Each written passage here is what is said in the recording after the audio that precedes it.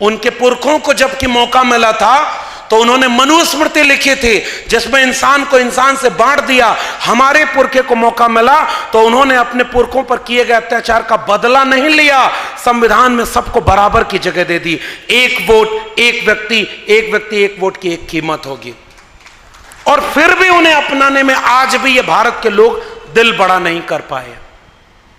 और दावे से कहता हूं कि आप अकेले में बैठकर अपने किसी भी ऐसे मित्र से जिसके जहन में मनुस्मृति है उससे पूछेगा कि अंबेडकर का मतलब क्या है, वो आपको समझाएगा।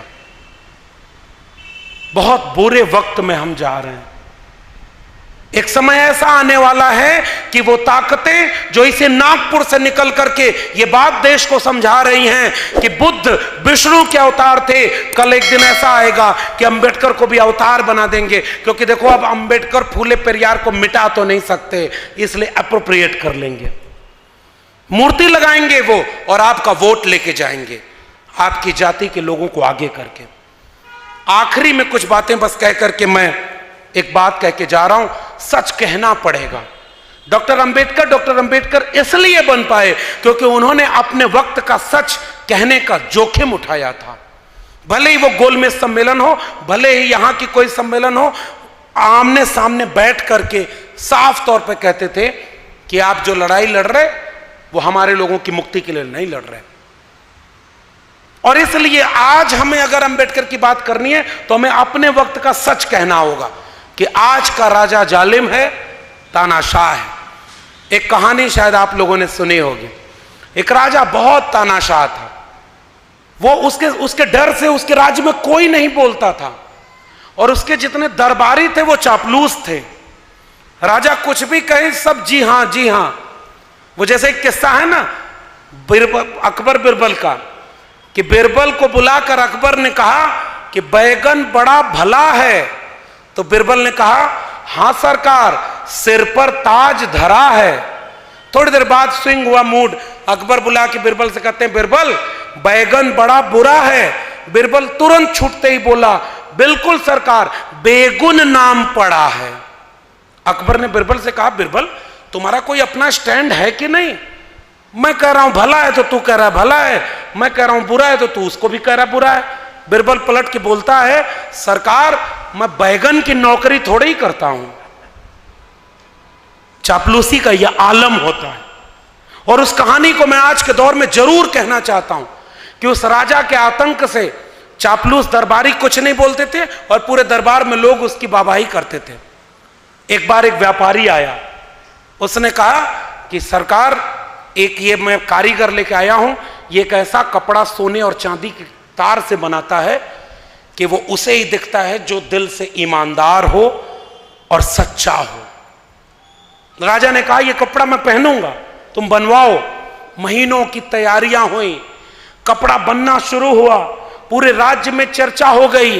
राजा के लिए एक ऐसा कपड़ा बनाया जा रहा है जो उसे ही दिखाई देगा जो दिल से ईमानदार और सच्चा होगा।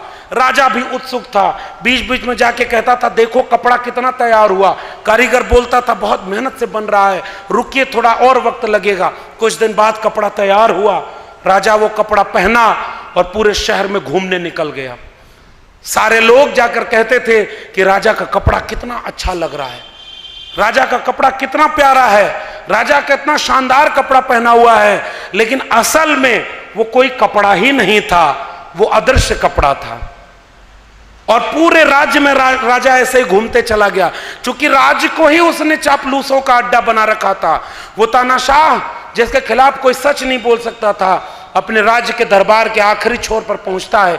एक छोटा सा बच्चा उस राजा को देखकर चीख पड़ता है, ये राजा तो नंगा जा रहा है।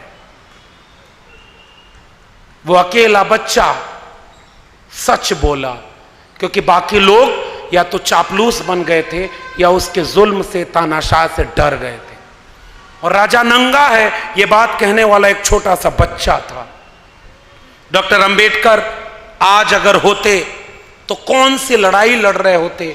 मेरे लिए अंबेडकर को याद करने का अर्थ यहां से, आज अगर डॉक्टर अंबेडकर होते तो नई शिक्षा नीति 2020 के तहत इस देश के सरकारी शिक्षक सरकारी कर्मचारी सरकारी स्कूल कॉलेज विश्वविद्यालय को प्राइवेट हाथों में बेचे जाने के खिलाफ आंदोलन में सबसे आगे खड़े होते। आज अगर डॉक्टर अंबेडकर होते तो कोविड के समय जो 3 कानून पास हुए थे, न्यू एजुकेशन पॉलिसी 2020 के बाद किसानों के 3 कानून और श्रमिकों के 3 कानून, इस देश के ट्रेड यूनियन को तो बर्बाद कर दिया गया। श्रमिक अपना कानून नहीं बचा पाए भाई इस देश में। आज अगर श्रमिक 100 लोग इकट्ठे हो जाएं तो व्यापारी के पास यह मौका है कि वो उन श्रमिकों को नौकरी से निकाल सकता है। आप ट्रेड यूनियन नहीं बना सकते। और एक जमाने में इसी महाराष्ट्र में इतनी बड़ी ट्रेड यूनियन हुआ करती थी कि ट्रेड यूनियन के आंदोलन बड़ी बड़ी सरकारों के तख्ते पलट देते थे। ट्रेड यूनियन खत्म हो गया और ट्रेड यूनियन की वकालत करने वाले फूले और अंबेडकर दोनों थे।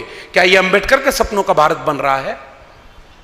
इसलिए मैं कह रहा हूं कोविड की आड़ में श्रमिक कानूनों में संशोधन हुआ है, कोविड की आड़ में न्यू एजुकेशन पॉलिसी बदल दी गई है और कोविड की आड़ में 3 कृषक कानून पास कर दिए गए।